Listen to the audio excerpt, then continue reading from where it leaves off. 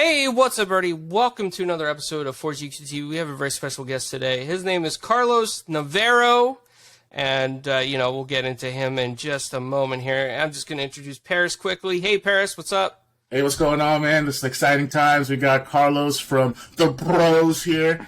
We're going to talk about, some personal development, talk about what's going on, talk about, of course, Hawkeye and all the wonderful things that he's doing right now. So excited. Let's get it going. Yeah, absolutely. So, Carlos, hold on. I think there's an audience out there for you.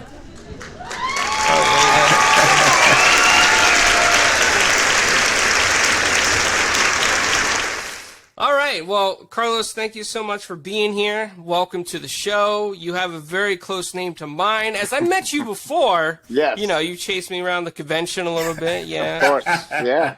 We brought the attention of the authorities there on scene, That's remember? So, man, how did it all start for you? What was your break into, whether it was radio, acting, what gave you that nudge to say, hey, I want to do this and get into this career? It's just ever since I was a little kid, I wanted to be in movies and TV. It was from a very young age. I didn't know how. But I definitely was quite obsessed with the filmmaking process. And so as I got older, I got into radio, and then I started making little movies with like my friends and stuff. And I just kind of consistently stayed on a path, and fortunately it kind of all worked out. Nice. That's awesome. Just to hear, I was listening to one of your personal development post that you did not just recently, from Mugshot to Marvel, that's, telling that incredible story of sort of like how your life, and you don't even have to share any of that stuff, right? It's just like how your life, transformed into where you were at, and then to where you are at now, and then the stepping stones to like, going up to all the great things that you're working on and stuff like that. So, as someone that's interested and big time Marvel fan, I got a Marvel group, 500,000 followers and all that other stuff. Nice. So like what are some of your biggest moments so far for you in the entertainment industry? It could be radio, it could be some of the biggest moments for you. Well, Marvel for sure. I mean, booking Hawkeye is pretty big, and being a bad guy, and but yeah, I mean, it's weird. It's like when you're really wanting to do something in entertainment, or it's your passion and you're willing to kind of risk it all for it, like every gig is a huge gig. I remember booking my first commercial and freaking out and being like, oh my God, I booked this commercial, and it was with Derek Jeter, and it was a crazy thing. It was 15 years ago, and I was just excited then as I am now for everything. But obviously when you get to do things like Walking Dead or Marvel, where a lot of people know the project, it makes it that much sweeter. Yeah, it's so awesome to see you in Walking Dead. I was like, oh, he's on. Oh my gosh, what's going on? That's cool. That's cool. You're part of the Walking Dead alumni, so that's yes. so awesome. Well, yeah. So, man, Carlos, you've been in a lot of stuff, and the one thing that I remember you from, if you remember at the convention, was I said identity thief. Yes. Remember, I didn't remember all that other stuff, and you're like, man, you got to go watch Hawkeye. You got to go watch The Walking Dead. So how did you end up on The Walking Dead? Just had to audition just like every other actor, and after many, many different kind of auditions and different roles they were kind of seeing me for, luckily there was a part in the Kingdom that Scott Gimble had kind of had his eye on me for whatever reason, and then you look at the actual character in the comic and it looks like me, and I didn't know that until much later, and so really that's how I ended up on it, was just them kind of getting to know me through the audition process, and then putting me as part of this which I think to this day is the best crew ever in The Walking Dead, considering we were nice people. We weren't trying to kill anybody. We weren't trying to blow everybody up, So it worked out. Yeah. Yeah, it's been an awesome series. I think they just finally wrapped the final season. Yes. But it's got a bunch of different spin-offs and stuff like that, so that's also cool. Nice, nice. So like, as you're working through, let's talk about the radio show, because the radio show it's been what we say, popping or cracking, or it's doing its thing. It's been really wonderful to see. I tuned in for a little bit today. Carlo sent me the link. He was like, "Hey, they're live now." I was like, I'm on the West Coast, so it's 7 a.m. I'm not working today, so I was like, let me just check this out, right? And I've seen some of your tweets and stuff like that. So, go ahead. Let's talk about the show. What do you like? What is the show about? For people that are not, because you do it on YouTube. Show's based in Florida, but you talk about a wide variety of things that anyone can listen to. So, when we do post this and we post it across, we got video game fans, we got, Marvel fans, we got all sorts of different fans that watch our shows and stuff like that. So, can you dive into a little bit of what the show is about? Yeah. I've been very fortunate, been part of the #1 morning show here in all of Florida, really, for the past 20 years. And I started there when I was younger as a producer. Now I'm one of the co-hosts. It's a 5-hour live show on one of iHeartRadio's big stations here in markets in Orlando. And we're fortunate. We have a great, loyal fan base, because we're we're 100% real. I mean, what you see is what you get, and we kind of cover every single topic from, video games to life to dating to our own personal stuff to what's happening in the streets. And I love it. I love the connection, and fortunately, we continue doing well and dominating the market. Yeah, I mean, when I watch the show, there's just a lot of energy on the show, and it's like back and forth. It's just so cool. And all your co-hosts and I don't know who's co-host, who's the host, but no matter what, the whole panel brings the energy. Yes. And it seems like it's not just one episode of energy. Every episode is full of energy. I like the Halloween Horror Nights episode. I mean, you guys dressed up for that. You went out. You rocked it. Oh, yeah. You had some fun. Yeah. I mean, how did that concept come to be? We're like, oh, we're going to put on some wigs and rock this. Like, because that was great, by the way. That was awesome. Oh, man. I'm a big kid, man. And everybody on that show kind of is the same way. And especially just like a morning show, of course, we're going to say crazy stuff and do stuff, but you want to laugh. You want to, on your way to work, think of something interesting, maybe it's thought provoking, and especially if you can see the guys and girls you listen to being silly. I always have a saying, like, I don't mind looking like a fool, but I just have to be okay with it, and so like so many times people take themselves too seriously. Our show is not like that. We literally just had a meeting yesterday of figuring out all these kind of unique things that we can do, because we really kind of did change radio. Nobody was doing YouTube. This is about 4 or 5 years ago, before anybody was really live streaming a lot. And we jumped on there, and we're very interactive. We have very loyal supporters. And so we're always thinking of cool stuff. And also it's like visual, right? So like you're going on YouTube, you see these like cast and crew, and they're all dressed up in these different things.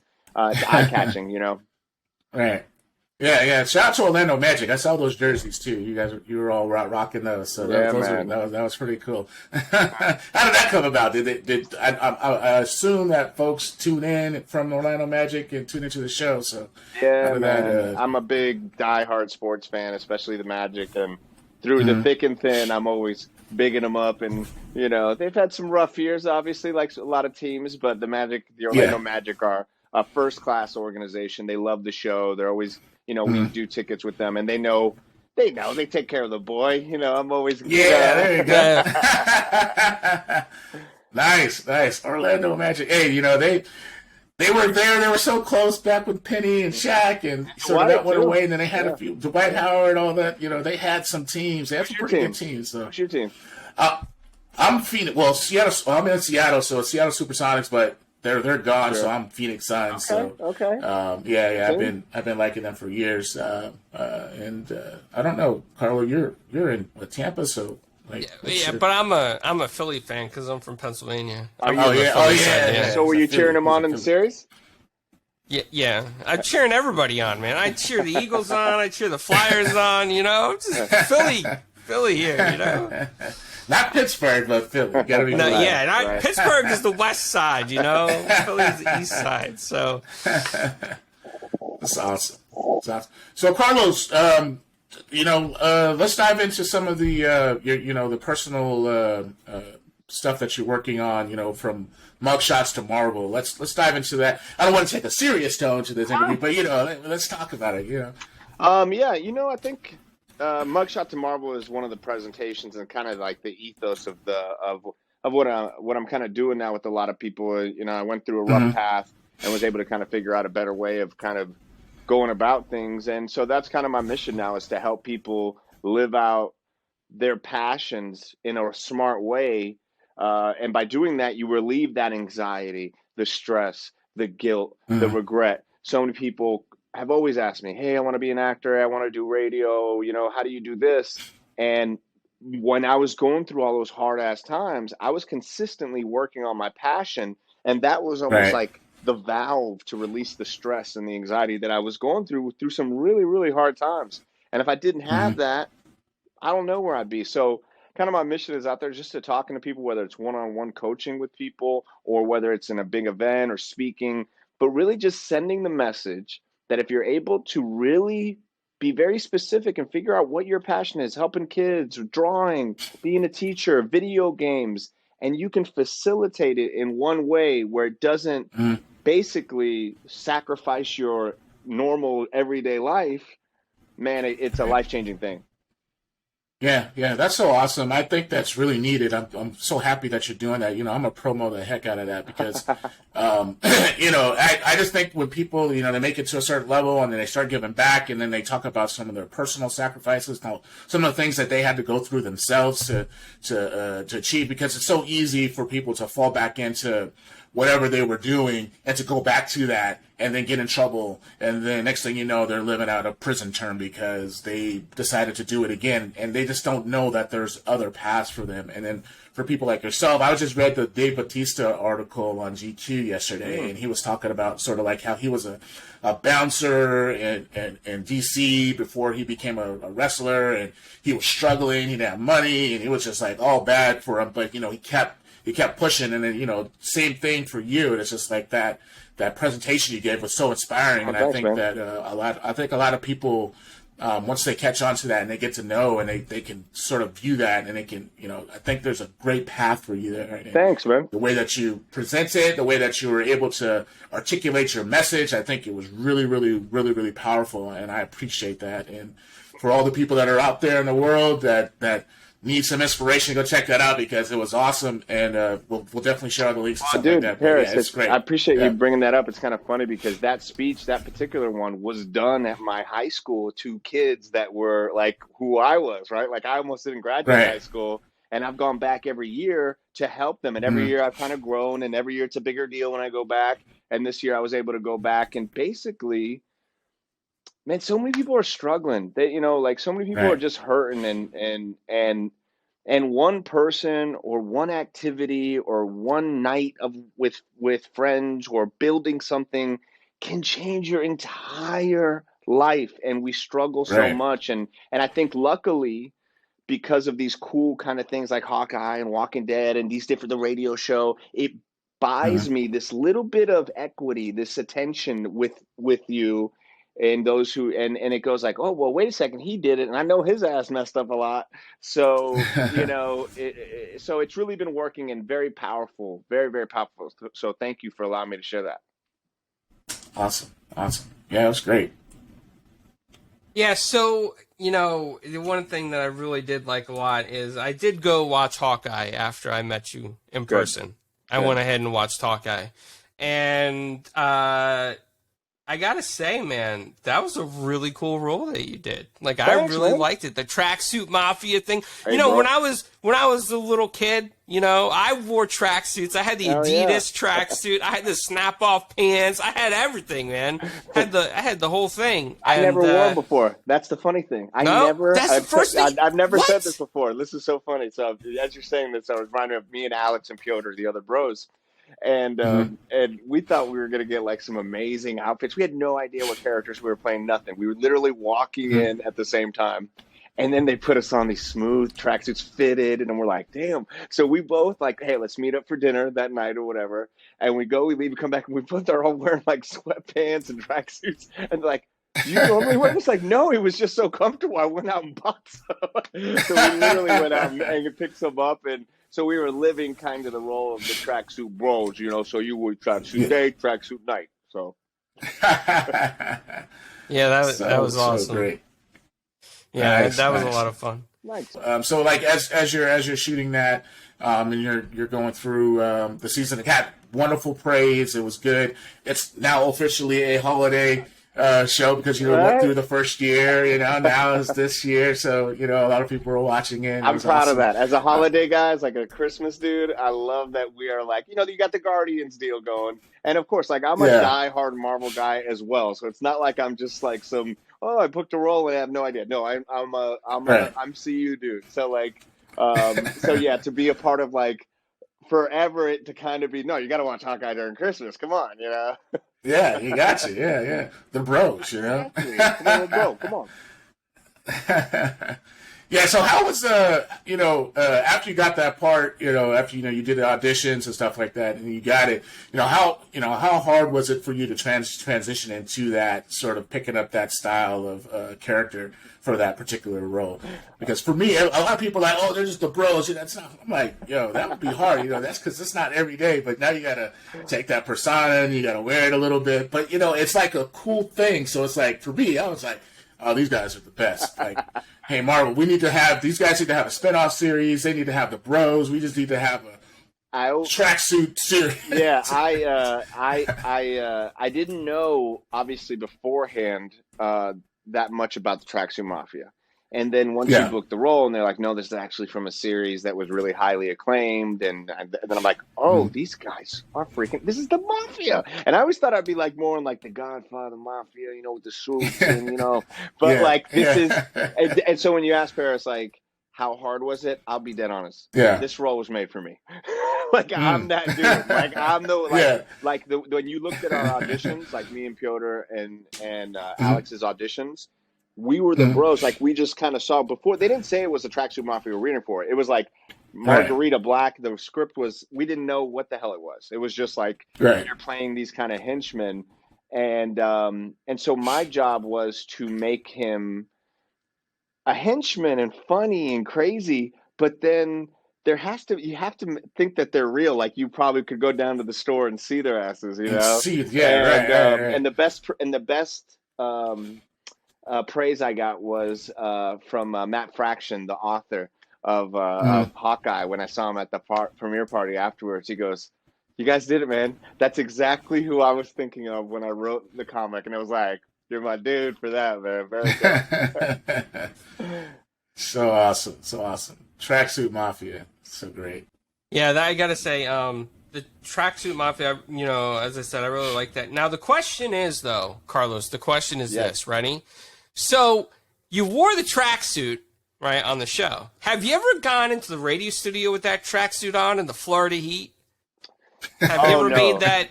Man, let me tell you about the Florida heat. That's why I've never actually worn tracksuits before, because you sweat right through them. Like you sweat right through it. Yeah, that's not happening. Maybe 6 days, and I do have them. I got a bunch of sweatpants now, but you got maybe a week in separate times in Florida that you can actually put on sweatpants. So, as far as the tracksuit, I can neither deny nor say that I own one or have one, but it's definitely what I let's just say Marvel needs to know what they need to know. But if you see me at a con wearing a tracksuit, let's just say it's one I got. Well, you buy them, right? It's Adidas, right? We get them on sale in Florida, right? The crazy thing. They formed each one. It was tailor fitted. Tailor made. You put it on. You were putting on, and and the great thing was for me, like obviously I like jewelry. If you're watching, you can see I have at least a necklace on. But they were like, "What is Enrique like? What?" And I was like, "Look, bro, Enrique likes all the chains." And so I started grabbing all the chains and all it. So that's how Enrique, because Enrique was always a version of Tekashi 6ix9ine and the hyenas of Lion King. That was always who I saw. as Enrique. Oh wow, nice. That's pretty cool, man. Yeah, Like yeah, that they did that for you. Well, that was how I always saw it, like, and we, Yeah. as an actor, they don't tell you anything. Like, literally, when I met with Kevin Feige and when I met with the directors and everything, they're just happy you're there. Once you're there as an actor, your job is just do what you do. They very little direct you. They very little cut you off. It's just like you do your thing. And after talking with Kevin Feige, he was so kind and so like, you guys are the Tracksuit Mafia. And he was like, I didn't know what to expect with you guys. So you have to do all that stuff to make it feel good and make it feel real when you're watching them. Because if not, if it's just like a character where you're like, whatever. But my role in that character was, yo, I'm crazy, bro. I'm with my dudes here, my bros. Like, let's get crazy, man. That's how it all comes to light. The funny thing is, like, when, like, as fans, as Marvel fans and stuff like that, when we're watching, just the series, the shows, and the movies, or whatever, there's a select group of characters within these major franchises or movies and stuff like that you'd be like, you know what, that would work as a spinoff. Yeah, that's the first thing down in my head. I was like, Tracksuit would work. I know they're doing an Echo spinoff, and I can't wait for that. But I just like the Tracksuit, like. I could see that actually working something. I don't know, just my brain just thinks so. And I'm like, if there is, great. Don't say anything, but if there isn't, you're not the first person to say that. I'll tell you that. And and there may be other people that said that also. Their name rhymes with Feige. So it looked to me like I'm like, it's hard. It's weird, right? Because it's like, I'm a fan. I watch all these shows and I'm critiquing them and I'm going to YouTube and I'm watching the Easter eggs. And then all of a sudden I'm on the set and I'm literally talking to the people and I have this like weird perspective of like me, Carlos, watching Hawkeye. And then there's Carlos, the movie dork, who watches it going, I like those tracksuit guys. They would be cool. And so it's almost this unbiased opinion. But, But I'm very fortunate, very grateful, and we'll see where it all goes, Yeah, I'm rooting for it. Thank you, man. Yeah. We want to see you back in that. Yeah. Yeah, bro. Hey, forget about it. We want to see you back in there. You know what I mean? That's what. So, man, conventions, right? I mean, now you've been in a lot of stuff, so. You've been doing conventions. At least I've seen you at a convention, right? Oh, yeah. Any upcoming conventions that you're going to? Yeah, actually, I'll be in Albuquerque, New Mexico here, January 12th through the 15th. And I do a lot of Florida conventions. I do pretty much all of Florida, pretty much every year with the radio show. I got this weird mix of supporters and fans, and not in the sense that they're weird, but just like I've been fortunate that my career's been long, and it's been radio, and then some great big shows that I've been on, and then just now personal development. So, I mean, maybe when you were there, you kind of saw it, like, because Carlo was able to come out to one. Like, it's just a really cool mix of people that come out. So no matter where I go, I always have, the radio show's national. You can hear it everywhere, and so I love it. I'm a people person. I love talking with everybody individually. Like Carlo, when people come up and mention random movies or shows, or, I loved you on Bloodline or whatever. It's an honor, man. I think of little ass Carlos, who didn't speak English, who would just freaked out if anybody knew who he was. And like I can make their day just by being nice to them. You know what I'm saying? Like, that's crazy. You know what I'm saying? That's so awesome. Yeah. That's great that you attend them and, you're giving back, you're showing it, now that COVID's over, you can get out and, meet people and stuff. So that's totally awesome. Yeah.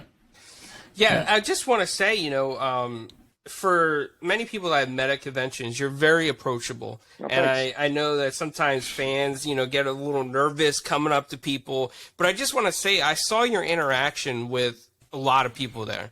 And what blew my mind, what I thought was really cool that you did, was the girl that was in the Star Wars costume. I'm not sure if you remember at the time, but she had a really good Star Wars costume. Oh, yeah, and you actually gave her some advice, man. Like, that was so cool to see that, because it's not something I see a lot of. I don't. I've been to a lot. I've met a lot of different people at conventions, and I just never seen advice given before like that.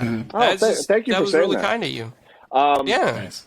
You know what, man? Honestly, I appreciate you saying that, because like I think, like I just mentioned, me like being a kid, and like I think, oh man, if I got to meet somebody that I saw on these shows or something like that, just even if it was for a second, I would have freaked out, like, because one of those people, like when I meet somebody that I really like when I work with Jason Bateman or what, I always say, hey man, Andrew Lincoln, first thing I walked up, dude, big fan, you know, and that gets it out of the way. So I know that feeling, and I'm not trying to compare myself in that manner, but I also know this, Carlo, like it goes back to the passion project. Like I think honestly, my main goal here, one of my main goals is to pass on that word to somebody and give them hope and belief. And whether they do know me, or maybe they just, like that girl didn't know me. She just passing by, and I just was marveling at her costume. And there's so many talented people, and the worst thing in the world is for somebody to be laying on that deathbed with just unfulfilled talent and unfulfilled goals, and them looking over you going, why didn't you use them? And it takes one person, one sentence to set that off, and then everybody benefits. So I appreciate you saying that, Yeah. Carlo. That's something that I feel like a moral obligation kind of to do. I don't do it like, oh, I better tell her this, I better tell her that. You know, it's just like I see it and I'm like, I got to do it. Yeah, Nice, and nice. that made her day, just because I remember her parents' reaction too. They were like, "Oh, woo, you were in Hawkeye, and this guy's giving my daughter advice. This is awesome." And that's just, I mean, that kindness shows right through there. You know, like it's great. Nice. Yeah, that just shows like, you know, what type of person you are, you know, and that's so awesome, and we love it. One other thing, you know, we do talk video games. You know, I work at Xbox and do a few things there.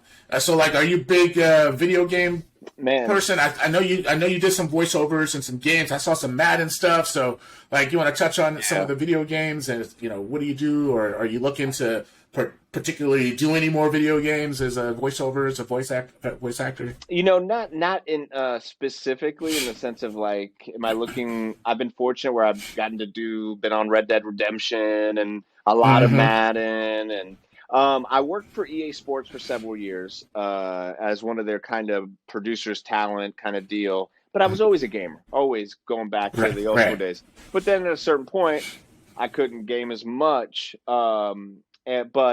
But I loved it, and fortunately, EA Sports really has always kind of believed in me, and they kind of always kind of call me back. So I'm the voice of the quarterback in a lot of those games, and I love it. I've done a lot of voice acting. I'd like to get on Grand Theft Auto, maybe. You know, I feel like I got the Red Dead Redemption, so you know, the Western version of that. But nothing. It's a super hard, difficult thing to do. Like it's. Because there's a lot of competition and a lot of talented people. So I'll take them as they come. Nice. It's awesome. Yeah, I was just touching on that a little bit because I see, you know, the Madden stuff and, you know, Red Dead Redemption, stuff like that. So that's cool. Real quick, I know that we're getting to the time, but I just want to ask you. So you've done voice acting, you've done acting, right? Yes. And I know that they're both they're different, but yet in some aspects the emotional energy might be the same. What do you find more difficult or more challenging?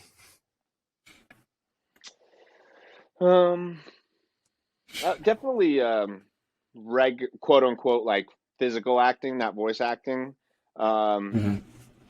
Voice acting and radio 5 hours a day. I've done thousands of characters, like live improv. That's my bread and butter. That's like literally like what I love, improv. I think there are more challenges to physical acting. Have y'all seen The Northman? Did you see The Northman? Not yet. Oh, go see that movie. Yeah. Oh my gosh. So that type of filmmaking and that type of acting, the only thing I can compare to is like The Walking Dead, where we're in gear and we're shooting and we're running. That physically is very difficult. When you see Tom Cruise doing that stuff, and I'm talking about like that level, that's more difficult. But the most difficult thing is everything it takes to get the gig. All of the logistical auditions, getting the agent, getting the nose, any of the actual performance is easy. You're there. It's like this. You're Like there, right. you got the gig. Everything that Right. that blocks you from getting that is actually the harder part. And that's why people give up. Yeah, it's the whole Mm. multiple auditions. It's the grind. That's the grind It's a work, grind. right? You And ever notice, like, yeah, for example, like when you see somebody come out of nowhere, like, and I'll just use this for example, like the Captain Phillips dude. Remember, like you saw the cat. Oh man, they casted the Somalian dude, and man, he's right there with yeah, Tom Hanks, and oh, he's gonna be the next big actor, got nominated for an Oscar. And I'm just picking this guy out of nowhere. I'm not for any reason. But right, here's the right. deal. Okay, well, he's got to be a real actor now. He's got to go get an agent. He's got to put in the auditions. He's got to get his little actors Mhm, access going. He's got to send all these things out. That's what people don't want to do. So that's when I coach people. I'm like, are you willing to do that? Or do you want to just go like be an actor at the local theater, which is totally fine. It'll give you the right. same buzz. It'll give you the same Mhm, buzz, but one's going to be a lot more time and discipline and harder, and it'll break you down, Carlo and Paris. Like if I didn't have my mm, wife after auditions, sometimes when you're like, and then you're watching them on TV or watching the movie, like when I didn't book In the Heights and I saw like Lin-Manuel and I was up for that. It was like, mm. but Oh, it's like oh yeah, yeah, but you go, you know what? yeah. I'm gonna do this till I die, and the people that Mhm. don't, then they end up just kind of giving up. So that was a very Yeah. long answer.